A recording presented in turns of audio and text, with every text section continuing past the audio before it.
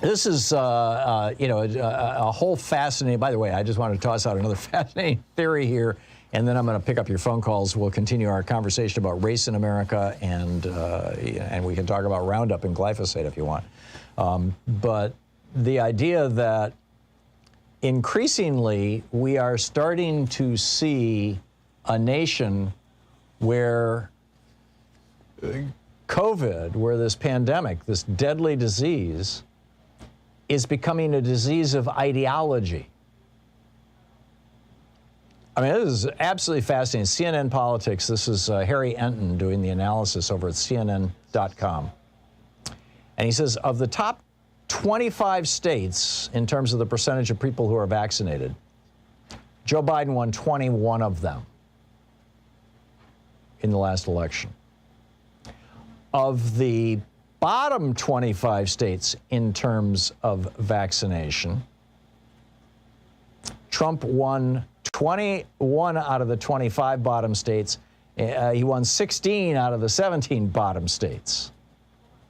So the more likely a state is to be vaccinated, the more likely that state is to have voted for Biden. The more likely a state is to remain unvaccinated, the more likely that state is to have voted for Trump.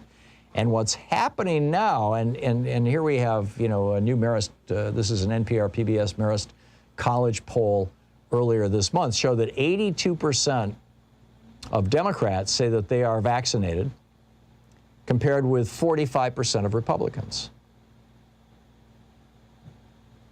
Biden backers, 82% are vaccinated. Trump supporters, only 44%.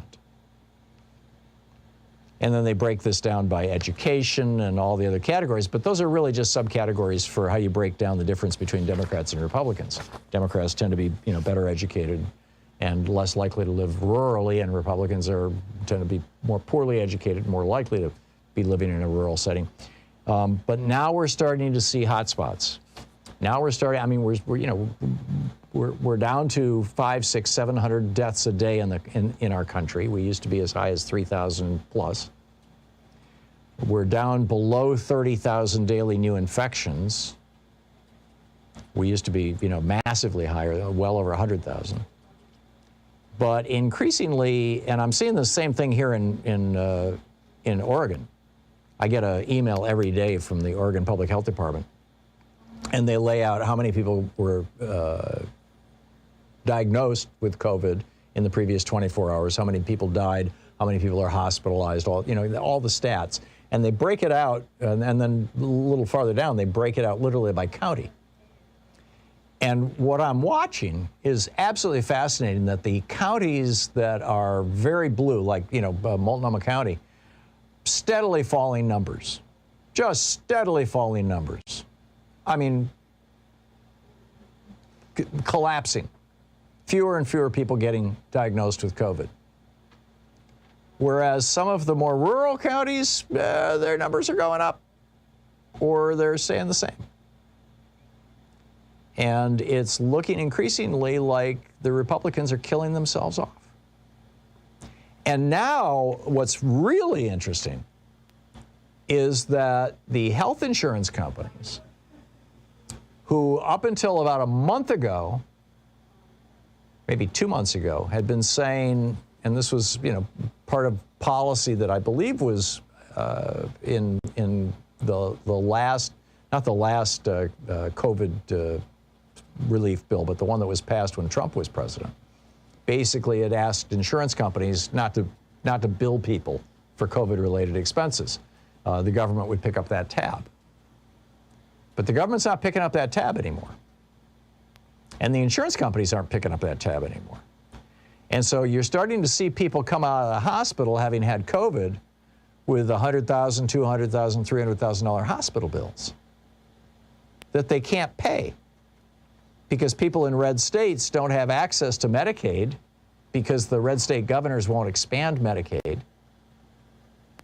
And they're less likely to have purchased health insurance through Obamacare exchanges. So basically, they're less likely to have insurance. And this, the people that it's not killing, I mean, you know, it's only killing 1%, but But it's permanently disabling a much larger percentage. We still don't have the really good numbers on that, but somewhere in the neighborhood of 5 to 20% of people are long-term disabled by having had COVID. But then on top of that, you're getting people who are coming out of the hospital who are going to be in debt for the rest of their lives. And this is increasingly happening to Republicans, to Fox News viewers, to right-wing hate radio listeners in red states. And the blue states are getting their act together, and people are getting vaccinated. And in blue states, you're seeing the numbers of infections starting to collapse. And I don't know where this is going to go. And I don't know if there's going to be a come to Jesus moment for Fox News. We still don't know if Tucker Carlson got his vaccine. Hell, we wouldn't know to this moment if Trump had been vaccinated, if somebody hadn't squealed on him in the White House. Both him and Melania and their son were all vaccinated in the White House. I believe their son.